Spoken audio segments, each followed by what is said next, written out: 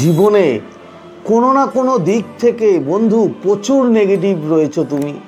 তুমি বুঝতে পারছো না যে তোমার কি করা উচিত। তুমি এতটাই প্রবলেমে আছো, এতটাই সমস্যায় আছো। সে তোমার হতে পারে রিলেশনশিপ নিয়ে, হতে পারে অন্য রকম কোনো ইকোনমিক্যালি প্রবলেম, হতে পারে অসুস্থতা, সে যাই হোক।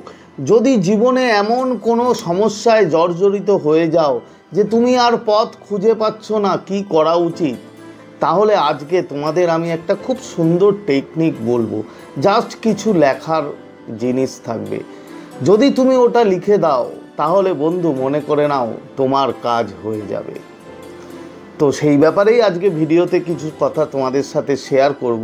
তো নমস্কার বন্ধুরা, স্বাগত জানাই আমার এই জাদুই দুনিয়াতে, যেখানে তুমি শুধুমাত্র হ্যাপিনেস, শুধুমাত্র খুশি, পজিটিভ পজিটিভ আর পজিটিভ।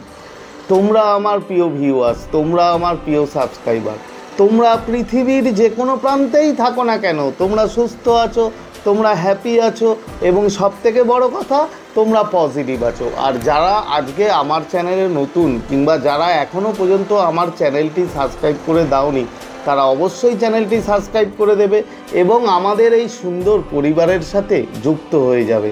আর যদি ভিডিওটি ভালো লাগে তাহলে কিন্তু অবশ্যই একটা থামস আপ চাই। প্রচুর প্রচুর কমেন্ট করো এবং প্রচুর প্রচুর শেয়ার করো। তো চলো বন্ধু ভিডিওতে যাই। দেখো, তোমাদেরকে অ্যাকচুয়ালি কি লাগবে এটা করতে, খুব একটা কিছু লাগবে না। তোমাকে একটা কাগজ লাগবে, একটা কাগজের পড়চি নেবে, কিংবা একটা বড় কাগজ কিংবা A4 সাইজ, সে যেরকম হোক একটা কাগজ, যে কাগজে তুমি লিখতে পারো সেই কাগজ, আর একটা যে কোনো কালির পেন তোমাকে নিতে হবে।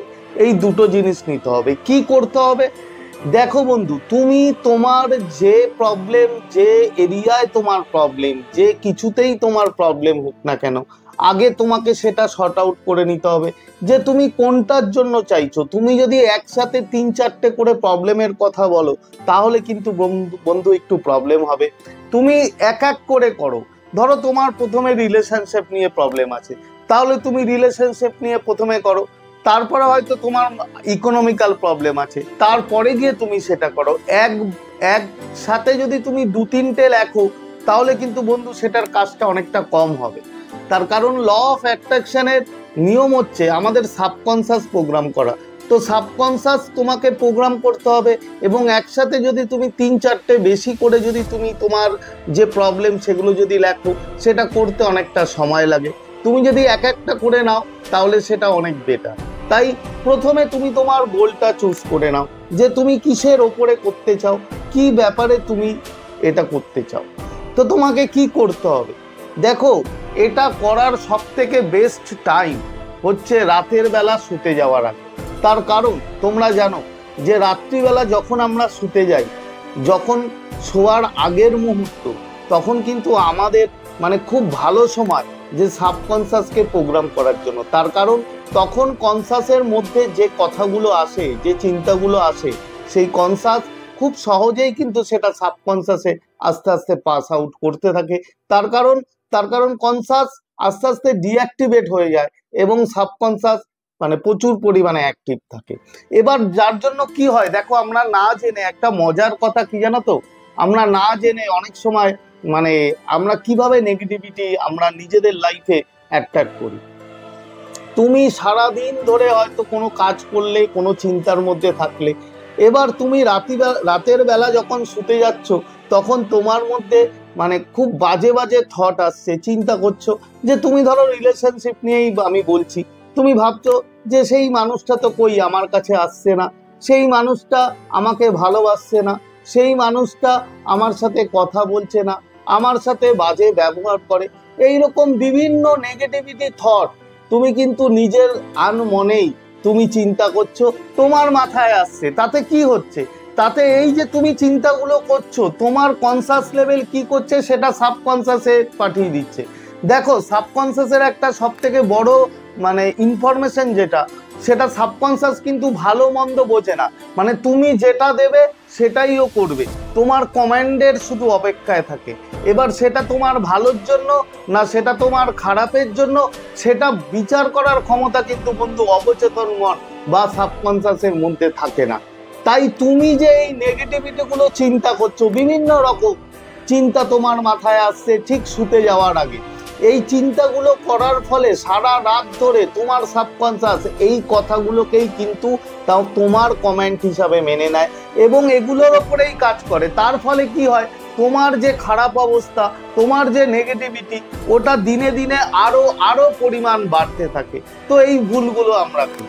তো তোমাকে কি করতে হবে, দেখ, তোমাকে কাগজ নিতে বলেছি, নেওয়ার পরে ঠিক শুতে যাওয়ার আগে তুমি বেডের মধ্যে বসে প্রথমে তুমি কি লিখবে, প্রথমে যেটা লিখবে যে আই এম রেডি, মানে আমি রেডি। তুমি বাংলা, ইংলিশ, হিন্দি যে কোনো ভাষায় তুমি লিখতে পারো, কোনো প্রবলেম নেই। সাবকনসিয়াস সব রকম ভাষা বোঝে। তোমার জাস্ট মাইন্ডসেটটা ঠিক রাখতে হবে, তোমার ইন্টেনশনটা ঠিক রাখতে হবে। তো তোমাকে লিখতে হবে যে আই এম রেডি, মানে তুমি ধরো আমি একটা কথার কথা বলছি, তুমি রিলেশনশিপ নিয়ে করছো, তো রিলেশনশিপ নিয়ে কি করলে কি মানে কি করবে যে আমি রেডি, আমার সম্পর্ক, আমার রিলেশনশিপ এত সুন্দর হয়ে গেছে, সুন্দর করার মানে করার জন্য আমি রেডি, মানে সেটা অ্যাচিভ করার জন্য।